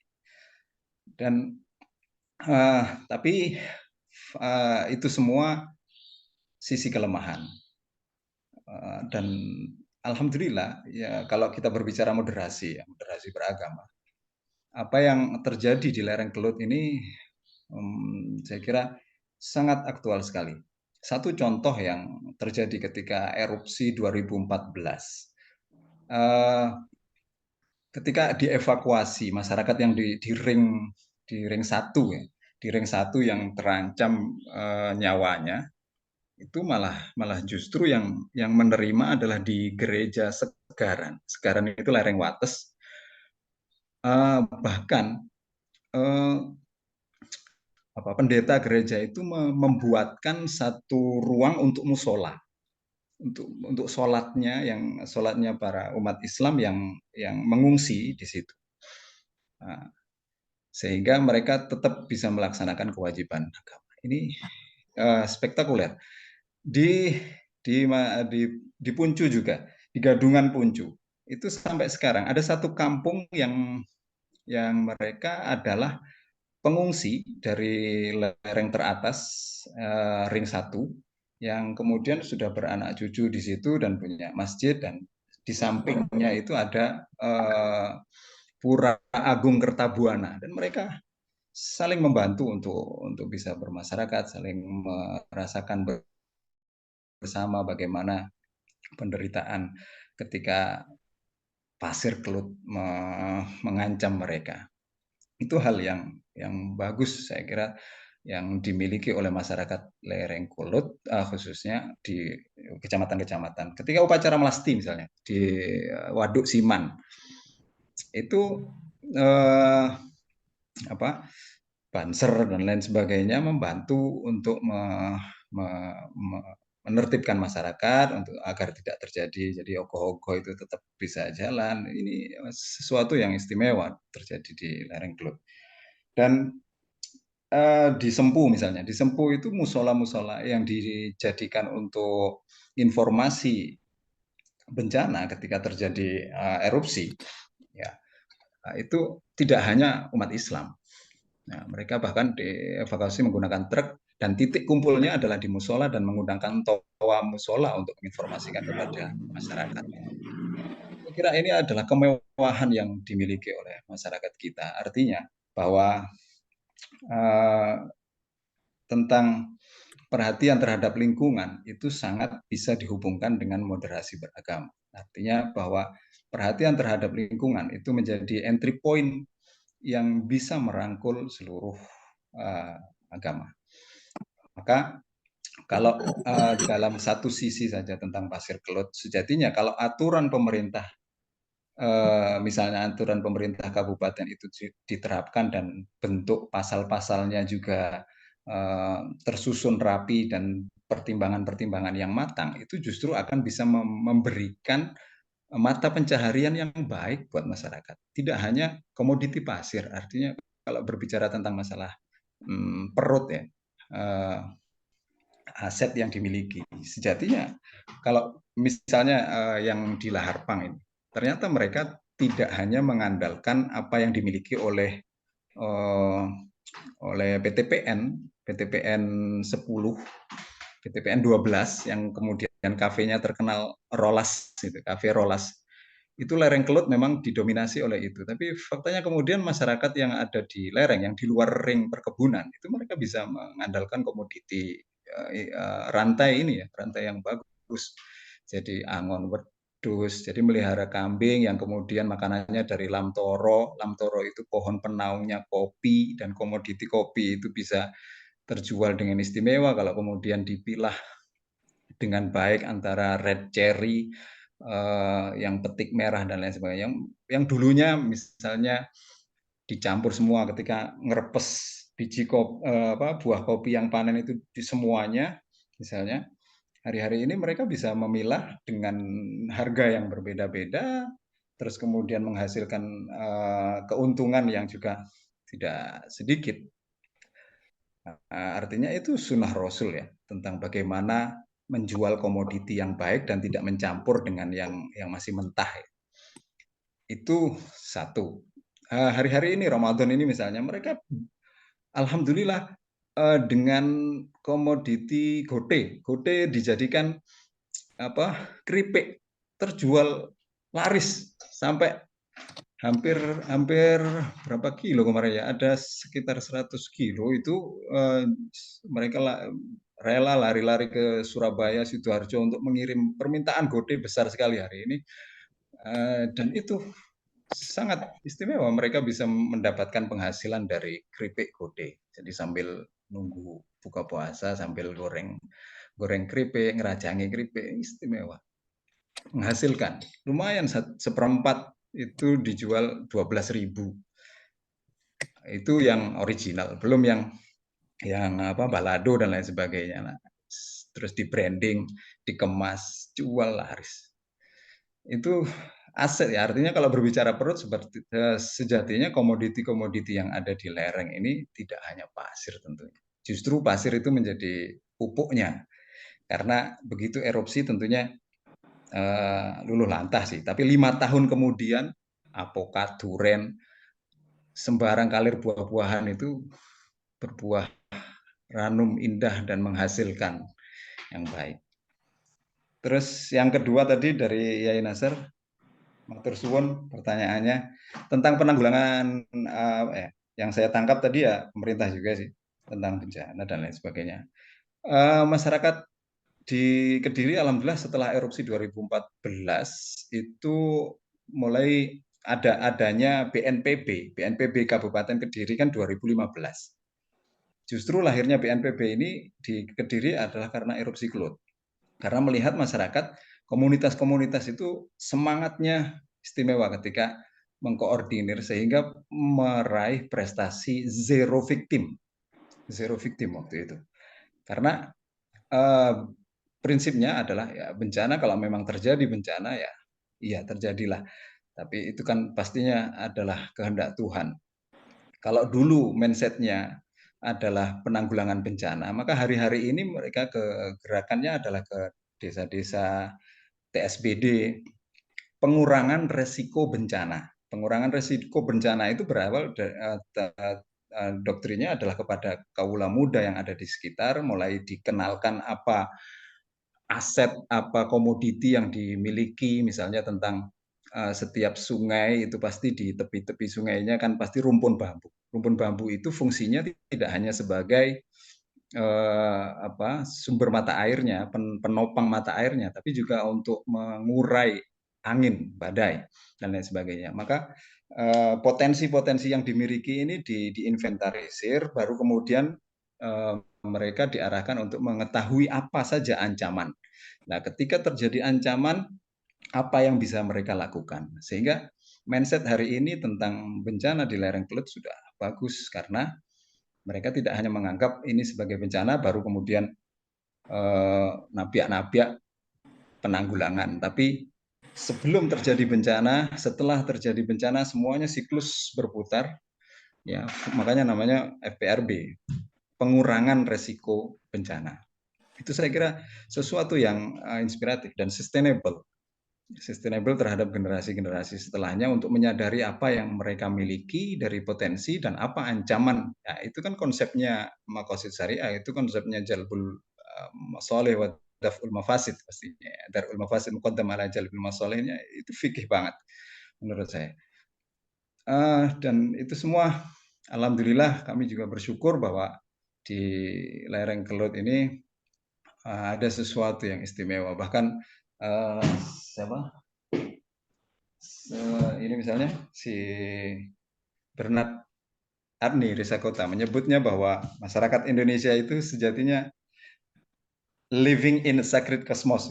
Indonesia is the future of Islam. Jadi kita yang menjadi tugas buat kita para akademisi adalah memperkenalkan dan menyampaikan. Kalau sudah disampaikan kan kita pastinya akan termotivasi untuk mempertahankan. Menyampaikan kepada dunia bahwa apa yang kita miliki ini sebuah keistimewaan, sebuah hal yang lestari dan menjadi gerakan dunia hari ini, menjadi perhatian dunia. Makanya sampai Bernard menyebutnya orang Indonesia itu living in the sacred cosmos. Mereka hidup di tanah suci. Jadi tanah suci gak usah budal kaji, seneng Indonesia wae. Ngaten nggih, saya kira terima kasih. Assalamualaikum warahmatullahi wabarakatuh. Waalaikumsalam warahmatullahi wabarakatuh. Baik, pada Yai Fata atau Yai Izzuddin dipersilakan kalau mau memberikan tambahan dan mungkin sekaligus closing statement ya. Oke, dipersilakan. Baik, terima kasih. Tadi sudah saya nambah aja. Memang ada beberapa aturan formal yang itu cenderung melegalkan eksploitasi alam. Dulu pernah kita dengar ada undang-undang minerba, ada undang-undang air, yang itu memberikan hak yang besar kepada swasta untuk mengelola air, tapi kemudian digugat ke MK dan akhirnya dibatalkan sama MK. Yang terbaru adalah Undang-Undang Ciptaker yang bisa menambang tanpa perlu AMDAL dan sebagainya. Itu aturan-aturan yang cenderung bisa membebaskan atau memberi peluang besar kepada eksploitasi alam. Tetapi yang sayangnya juga di kalangan agamawan, kalau tadi pemateri pertama menunjukkan betapa agama itu nanti akan menjadi harapan untuk masalah alam, tapi saat ini kondisi para agamawan itu masih kurang perhatian kepada isu-isu lingkungan. Memang ada beberapa kelompok agamawan yang sudah sekali dua kali memberikan perhatiannya kepada isu lingkungan. NU beberapa kali mengadakan pembahasan tentang fikih lingkungan. Muhammadiyah dulu pernah punya jihad konstitusi yang salah satunya adalah membatalkan undang-undang minerba dan undang-undang air. Kemudian MUI juga beberapa kali membuat acara tentang fikih lingkungan. Tapi itu sifatnya masih sporadis. Dan ya karena sporadis ya dia hangat-hangat tai ayam. Ketika panas ya dia ini, ketika sebentar ya sudah nggak hangat lagi, sudah dilupakan lagi. Beda dengan umpamanya isu tentang moderasi beragama, tentang hubungan antar umat beragama. Ada konflik antara kelompok agama sedikit saja sudah langsung isunya secara nasional. Padahal isu-isu hubungan antar umat beragama itu kan memang di Indonesia itu ada sedikit masalah tentang hubungan antar umat beragama. Tapi itu bukanlah kanker, itu masih jerawat lah. Masalah-masalahnya itu seperti jamur di kulit kita atau masih seperti jerawat. Itu masalah dan itu mengganggu.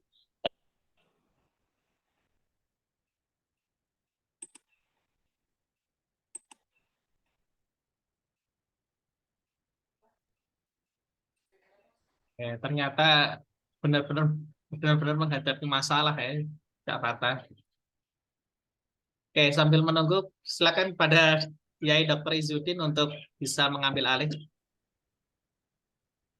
Oke, baik, terima kasih Pak Yai Hamdan. Saya mungkin menambahkan sedikit saja. Tadi saya kira dari Pak Kiai Abbas maupun Pak Dr. Fata sudah menjawab dengan bagus kedua pertanyaan ini. Saya menambah sedikit saja bahwa saya kira ini ada kesamaan ya, pertanyaan pertama dengan pertanyaan kedua mengenai pertanyaan sebabnya kira-kira lebih ke siapa gitu atau ke apa. Apakah misalnya Yai Siswanto tadi apakah manusianya atau pemerintahannya gitu ya. Kalau Pak Yai Nasr nanti mengenai medsos yang banyak dipenuhi dengan ucapan-ucapan misalnya kebencian dan sebagainya. Nah, saya kira di sini kalau ditarik benang merahnya, saya kira unsur manusianya sangat berpotensi untuk menjadi sebab kerusakan. Apakah kerusakan alam ataukah kerusakan komunikasi antara manusia.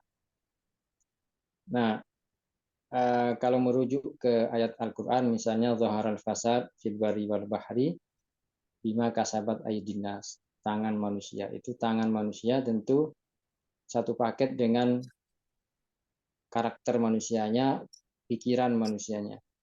Apalagi kata Pak Fata tadi, ketika manusia sudah masuk pada dunia kapitalisme, diselubungi oleh kepentingan kapital, akan menjadi rakus kepada materi misalnya, nah itu sumber penyakit manusia modern. Nah, kalau sudah begitu mental manusianya, maka yang terjadi pastilah